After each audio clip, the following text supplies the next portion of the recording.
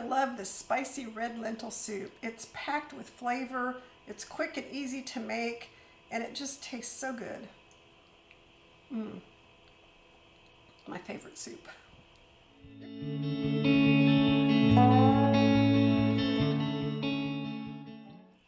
Hi, I'm Chef Julia Dunaway, and today I'm going to be making some spicy red lentil soup. Spicy meaning habanero peppers, because I have a bunch of these grown in my garden.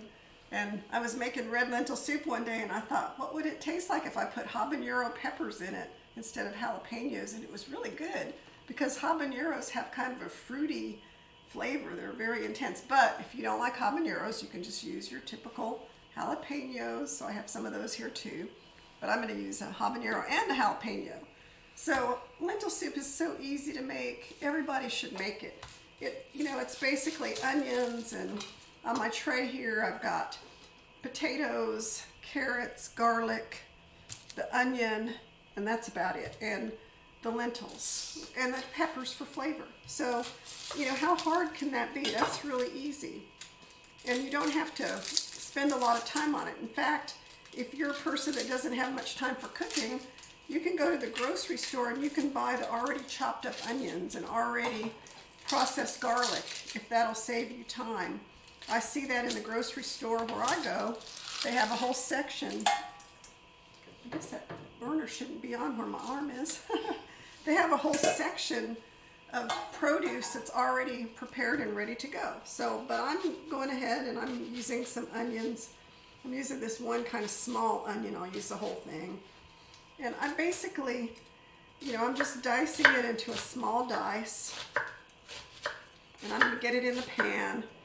So all these soups, they pretty much start with some kind of onion, garlic. Some of them have celery, carrots, bell peppers. It just depends on the type of soup that we're making. But in this one, this is pretty traditional with starting with onions. There it is. I knew I had it out here. Onions and garlic and carrots. It does not have celery. We don't usually put celery in lentil soup. I've got my pan on. It's kind of hot, so I turned it down a little bit. I've already done that. So I'm going to dice this onion, get the garlic in there, and don't worry about not using oil.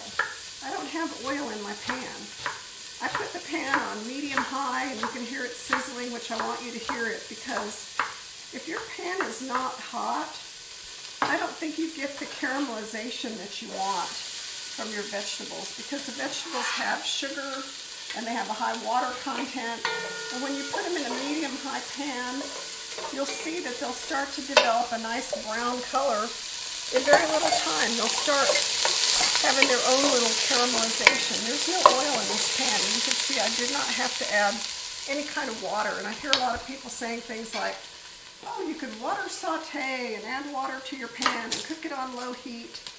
But I found that sometimes those methods, all they do is result in steamed vegetables, not really the sauteed vegetables with flavor.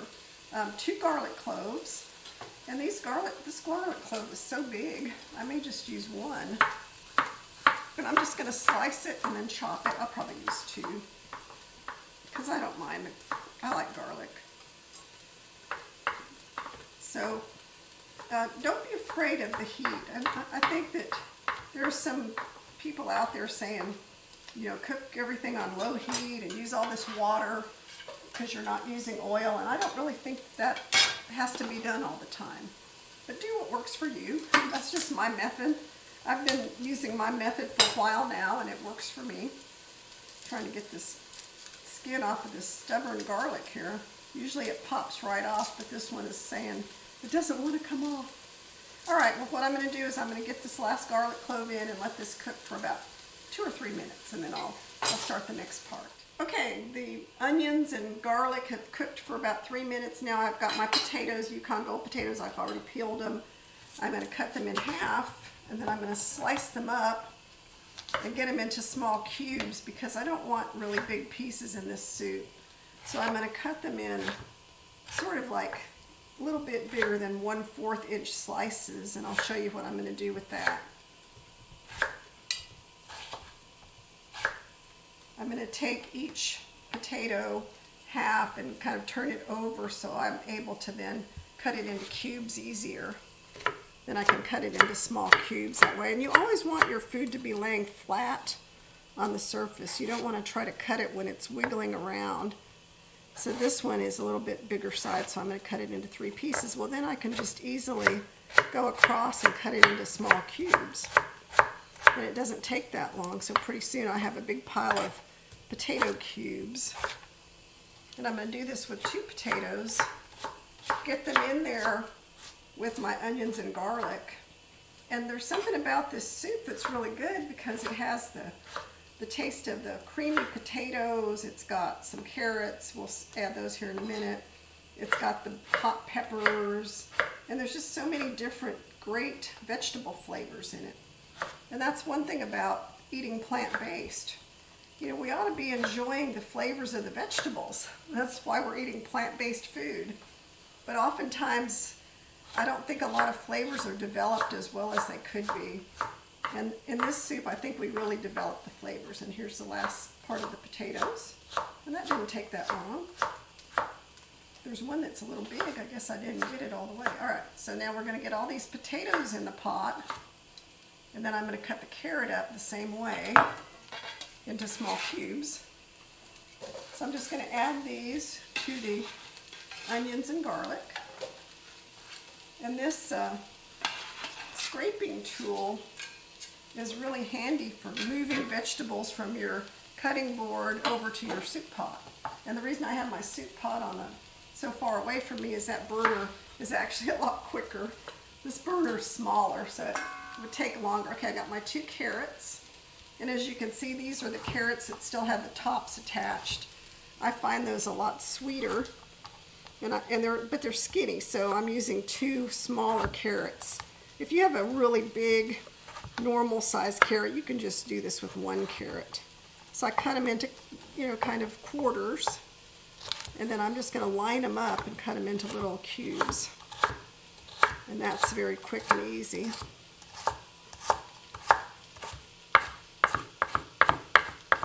All right, so the carrots are ready to go in. And last but not least, I'm going to add my hot peppers. And like I told you, I have a habanero and a jalapeno. The habanero is hot and spicy but floral. And I'm just going to cut it into little pieces. I'm not going to put the seeds and the membrane in because we don't want to kill anybody. And then I'm going to cut the whole jalapeno. These are from my garden, and I know that they're spicy, but they're not over the top. Even the habanero, surprisingly, is not over the top spicy. So I don't know if it's my garden or the type of peppers I'm growing, but they're not bad. Okay, so I'm going to get these stirred up, and I'm going to cook this for about 4 minutes, and then we'll go on to the next step. Okay, the potatoes and carrots and onions and garlic and habanero and jalapeno have cooked for a few minutes, and I'm just rinsing off the lentils. I like to rinse them because sometimes the lentils that you get in the bulk section can be kind of dusty. And I don't want dusty food. And also, if you rinse them too far ahead, they'll all get stuck together in a weird way, and that's not what you want. So right now we have 2 cups of red lentils, and then I'm going to add 6 cups of vegetable stock. Let me take this lid off so it goes in faster. So I've got some vegetable stock. And now I just need to, I'll add a tablespoon of tomato paste. I'm not even going to measure it because I can kind of eyeball it. And this tomato paste is really handy because it comes in a tube. And then I'll go ahead and add the spices. So I'm going to add half a teaspoon of kosher salt, a half a teaspoon of cayenne pepper. Remember, it's spicy. That might be a little much for some people, so if you're not a spicy person, don't add that much. Add about 1/8 of a teaspoon. 1 bay leaf. That's not a whole bay leaf. Let's add a whole bay leaf. And then, for a little sweetness, I'm going to add a little squirt of date syrup. If you don't have date syrup on hand, you can add sugar, maple syrup, anything sweet. Just a tiny hint of sweetness is really good with this recipe, and some black pepper. A few grinds of black pepper. All right, so now I've got to get this cooking up I'm going to bring it to a boil and reduce it to a simmer, and I'm going to be cooking this for about 35 minutes.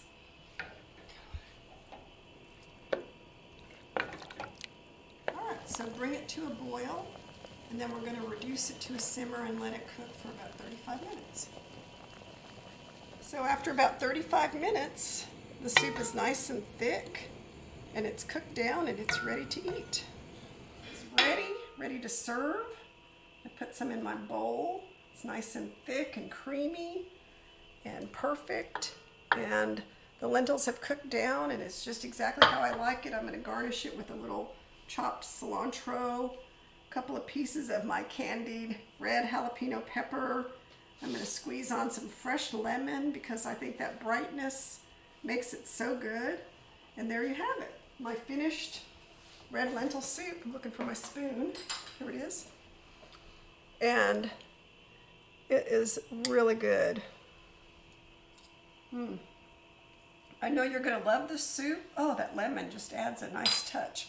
And it's kind of spicy, but it's not overboard. So I hope you make the spicy red lentil soup. And if you like my YouTube videos, subscribe to my channel. I have over 200 videos of various things I love to cook, all plant-based and no oil. So thanks for watching. Bye-bye.